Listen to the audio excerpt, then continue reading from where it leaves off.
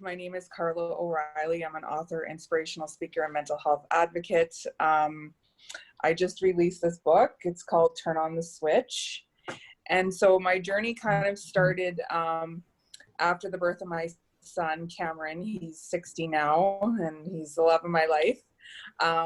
He brings a lot of joy to me, but what started out as kind of the perfect plan, which was to have a baby, ended up with postpartum psychosis, which is the most rare and severe form of postpartum difficulties, I guess you would say. And so 16 years ago, people weren't talking about postpartum depression. There wasn't a lot of knowledge about it. And women were basically suffering in silence, and there was a lot of shame and stigma around it. So when I had my son, we really didn't have a plan about how to take care of this illness. We weren't educated on it, and we were living in a very small town, so there was no counseling services available to us. And we really didn't know what we were in for. And so I struggled for 4 years with the illness. I had also obsessive compulsive disorder, and it was completely debilitating. I became suicidal, and but thankfully we moved to Regina, and I started to attend a postpartum support group, because I kept saying to myself, if I can meet someone else that's struggling, I know that, you know, there's somebody else in the world just like me. Please bring that person to me. Mm-hmm. And God answered, and he brought me my friend Tanya Bird, who also had the same type of illness. And so what I learned from that was, okay, I'm not alone, first of all. And then so I did struggle with suicide, and had a suicide attempt. And so Tanya came to me that day, and she found me in the emergency. And she said, okay, like, we've been through this, we can get through this together. And then she turned to me and she said, okay, look, this is like your last kick at the can. Are you going to beat it, or are you going to let it beat you? That switch went off.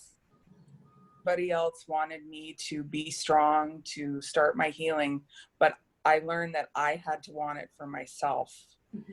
And so once I made that choice, then everything changed.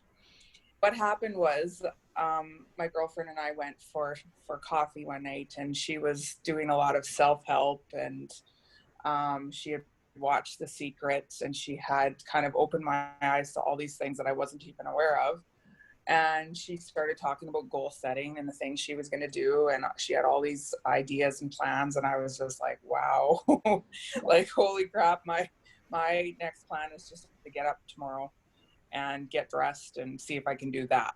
Like, I was just basically surviving. And so she says to me, well, okay, like, I've told you what I'm going to do. What are you going to do? And I was like, oops, I really didn't plan for anything. But I said to her, my one thing that I would like to do is I would like to write a book about postpartum depression to help mothers.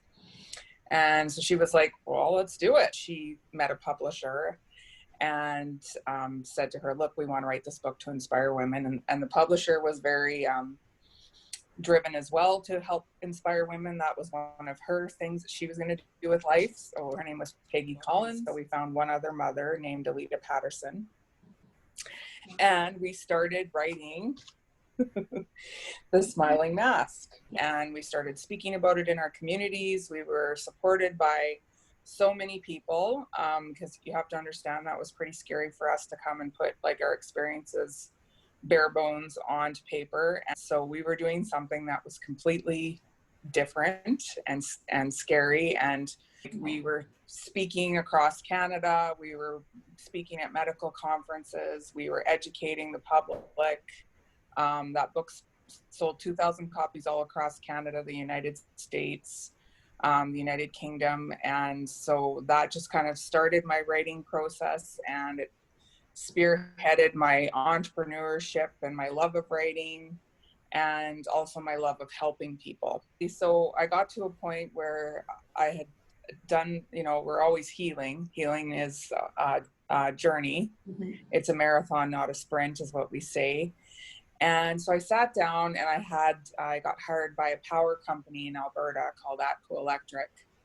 and they're like Sass Power here. And so they wanted me to come speak on mental health and speak at their health and safety days. So I was like, okay, I want to tailor this speech to a light bulb, turning on the switch kind of thing. So I came up with that title.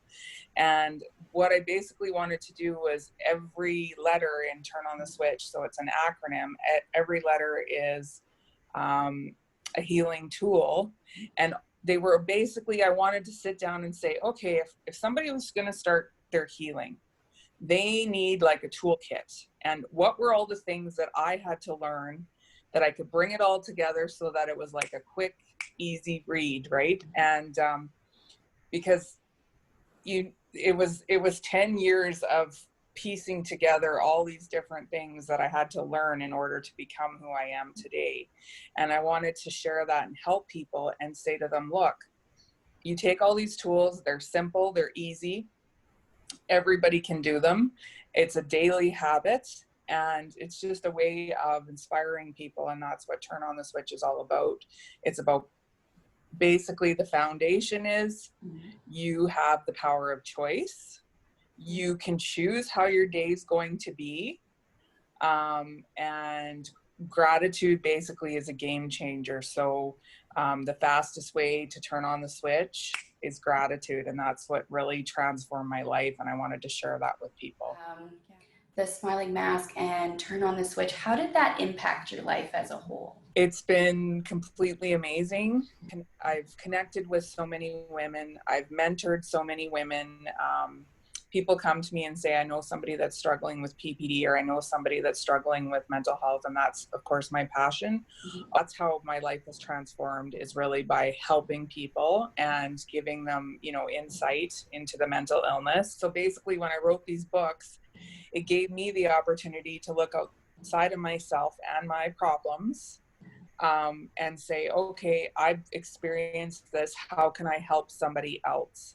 And that was really the key to my healing. It's really what I want to share with people, is that you have to have hope, and you got to look for the silver linings in life.